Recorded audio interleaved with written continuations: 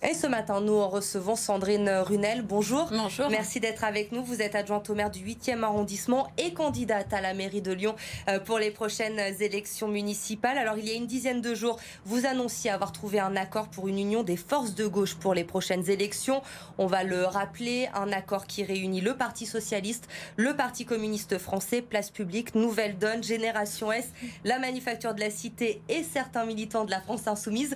Ça fait du monde, tout cela. Comment est née cette union, justement? Alors effectivement, ça fait du monde et c'est pour ça qu'on est très heureux effectivement d'avoir pu mettre en place ce rassemblement de la gauche et proposer une liste de gauche pour créer une alternative vraiment sociale et écologique à Lyon. Ça fait des semaines et des mois que nous travaillons à ce rassemblement avec des réunions qui ont pu se faire entre organisations politiques, avec également des réunions beaucoup plus larges où l'ensemble des forces que vous avez citées étaient présentes. On avait une volonté commune, ce qui était effectivement ce rassemblement de la gauche, mais on avait aussi une accroche aussi qui était commune, c'était celle de notre programme et du projet qu'on a envie de porter sur Lyon.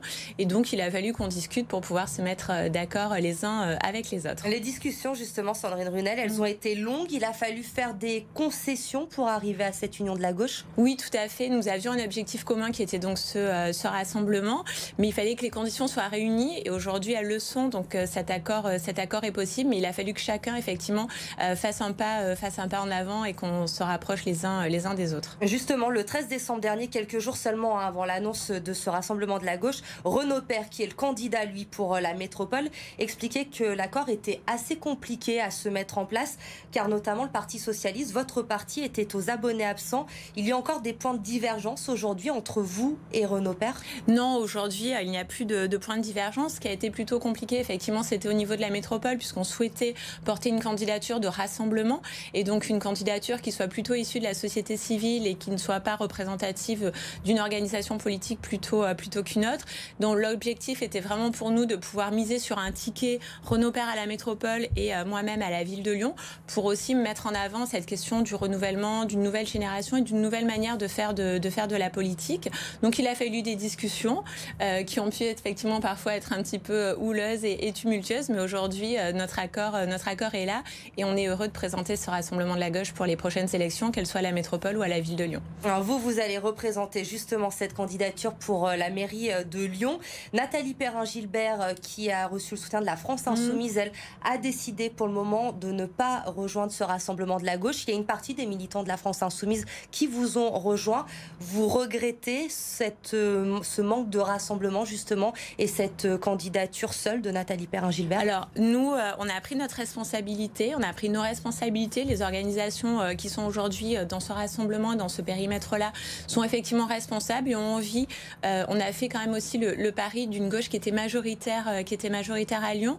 Au regard des dernières élections européennes, on sait que la gauche et les écologistes sont majoritaires sur Lyon. Et donc, on a eu effectivement ce comportement responsable de pouvoir proposer, en tout cas aux gens de gauche sur Lyon, une possibilité de se retrouver et de voter pour nous. Elle vous a expliqué pourquoi elle avait fait ce choix de partir seule et de ne pas rejoindre? Alors, le parti pris de la France Insoumise, et qui du coup n'est pas forcément partagé par l'ensemble de leurs militants, puisque certains nous ont déjà rejoints et que sur mon d'autres vont le faire, effectivement, c'est de ne pas partir avec le Parti socialiste. Voilà. Donc, à partir de là, c'est vrai que la France Insoumise a décidé de se couper d'une partie quand même de la gauche, qui est une partie importante aujourd'hui de l'offre politique. Elle a fait également ce choix, mais aujourd'hui, nous, la porte n'est pas fermée, donc on est tout à fait ouvert à un rassemblement beaucoup plus large par la suite. Justement, ce rassemblement, vous parliez à l'instant des écologistes qui ont le vent en poupe en ce moment à Lyon. Les derniers sondages encore montrent que la liste écologiste serait en tête des intentions de vote au premier tour. Est-ce que vous espérez encore qu'ils rejoignent votre cause ou vous êtes déjà plus sur une alliance en vue du deuxième tour avec les écologistes? Alors pour l'instant, nous, on a effectivement une offre et un projet politique qu'on va proposer à la fois aux Lyonnais mais aussi aux métropolitains, avec des mesures qui seront quand même aussi en lien avec la question de la solidarité mais aussi de l'environnement et puis de la démocratie. C'est vraiment les trois axes sur lesquels on a envie de travailler, qui sont l'exemplarité à la fois sociale, environnementale et démocratique. Et puis ensuite, on ne jouera pas le deuxième tour avant le premier. On a une offre politique qui est celle du Rassemblement de la gauche et on compte bien mener la bataille à Lyon en ces termes. Le dernier sondage qui est paru la semaine dernière chez nos confrères de Lyon Mag, on le rappelle, qui a été fait avant l'annonce de ce rassemblement de la gauche. Vous arriviez, vous, en 4e position avec 11% des intentions de vote. vote. C'est un score encourageant pour vous ou c'est une déception? Non, c'est absolument pas une déception, bien au contraire, puisque effectivement j'ai été sondée seule en tant que Sandrine Runel et le Parti socialiste.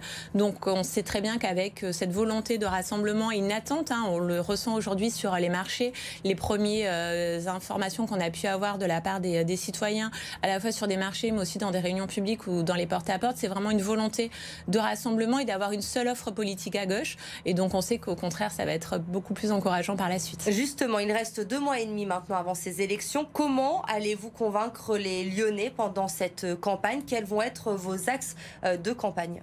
Alors les premiers axes, effectivement, vont être plutôt sur des questions sociales, environnementales et donc aussi de démocratie, avec des premières mesures qui vont être proposées assez rapidement à partir du mois de janvier, notamment aux Lyonnais, avec une vraie volonté, puisque c'était aussi notre socle en fait de discussion avec les partenaires de gauche, de retourner vers des services publics, donc notamment sur la question de l'eau, qui était vraiment une volonté partagée de retrouver une régie avec une gestion publique de l'eau, mais également sur la question de la démocratie. Aujourd'hui, on sait que les conseils de quartier ne jouent plus leur rôle. Donc ce qu'on veut proposer aux Lyonnais, ce sont la mise en œuvre de budgets participatifs ou même de jurys citoyens.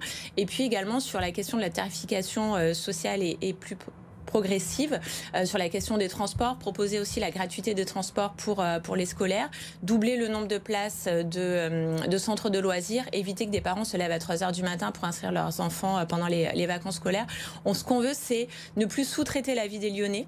Ce qu'on veut, c'est que l'attractivité de Lyon, elle bénéficie aux Lyonnais et qu'elle soit vraiment un objet de bien vivre en ville. Et c'est ce qui va être au cœur de notre programme pour les prochains mois. Une dernière question, Sandrine Runel. On n'a plus beaucoup de temps. Je vais vous demander une réponse courte. Un cas concret, justement, vous parlez du social.